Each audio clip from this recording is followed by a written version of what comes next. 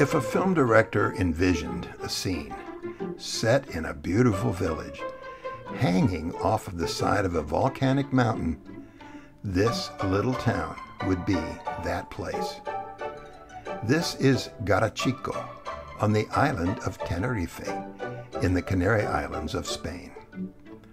Although Gregorio Adan y Diaz, my father, claimed to have been born 5,000 miles away across the Atlantic Ocean in Villahermosa, Mexico, he was actually born here, in this little house, at 33 Perez Zamora Street, in this little village on the side of this mountain. He also claimed to have no living relatives anywhere.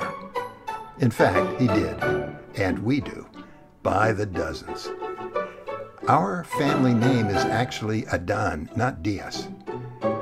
If my father had followed the Spanish naming tradition when he came to the United States, the Diaz part would have dropped off. I'd be Tom Adan. Gregorio Adan, my father, was the fourth of 5 children, born to a poor family in a poor town that had little to offer anyone as smart and adventurous as Gregorio Adan would prove to be. Garachico wasn't always that way. The village was founded in 1496 by a Jewish banker from Genoa named Cristobal de Ponte.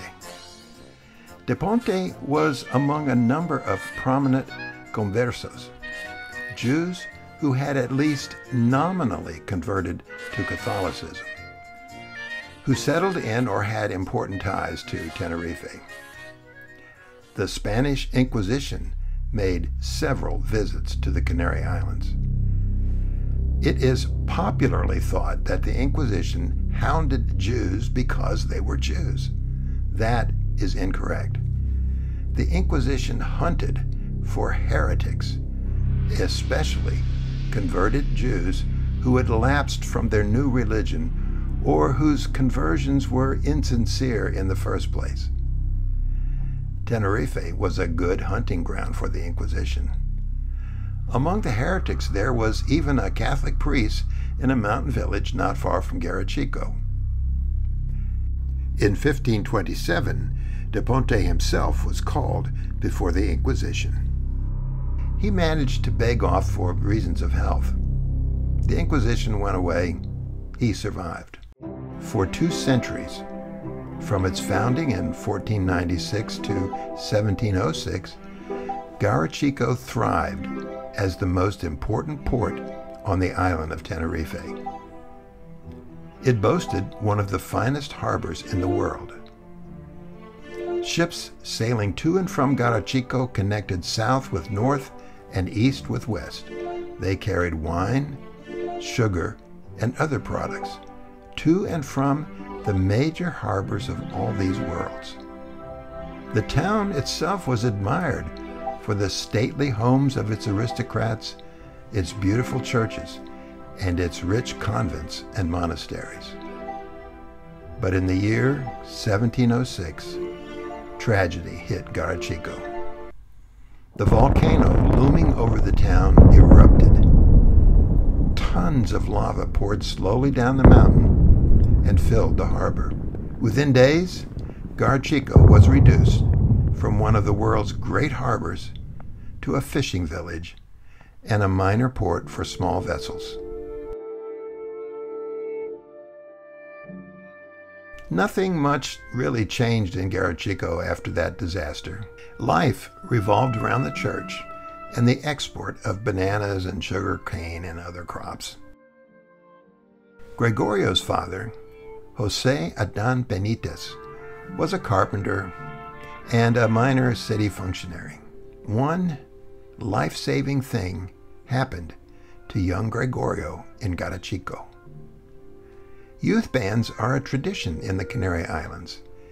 Even the poor community of Garachico had its own band. Travelers reported that the villagers would gather on Sunday evenings to hear music played by their band, including overtures from famous operas. The concerts were no doubt held on the well-preserved bandstand that still graces the plaza in Garachico. Gregorio learned to play the clarinet and saxophone in Garachico's youth band. That talent was an unlikely lifeline that would shape his life. That life would not be played out in Garachico, however. When he was possibly as young as 12 years old, and certainly no more than 13, Gregorio slipped off the island of Tenerife, left his family behind, and headed west. Exactly how and when he sailed away are secrets, lost to time. His family had moved to the bigger port city of Santa Cruz. Perhaps the young runaway simply signed on to a westward-bound vessel. Many of his relatives thought he had gone to Canada. However Gregorio left, he was in Saltillo, Mexico by mid-1919. And there, he came under the wing of a man named A.W. Liliendahl, an American industrialist and Presbyterian missionary. Liliendahl would help write the next chapter of Gregorio's adventurous life. The young runaway would meet two new forces on the border between the United States of America and Mexico. They were called Manifest Destiny and Scientific Racism. In a weird sort of way, they would shape his future and connect him to the family he would meet from Hawaii. Stay tuned for the next episode of Fire and Ice, the story of an all-American family.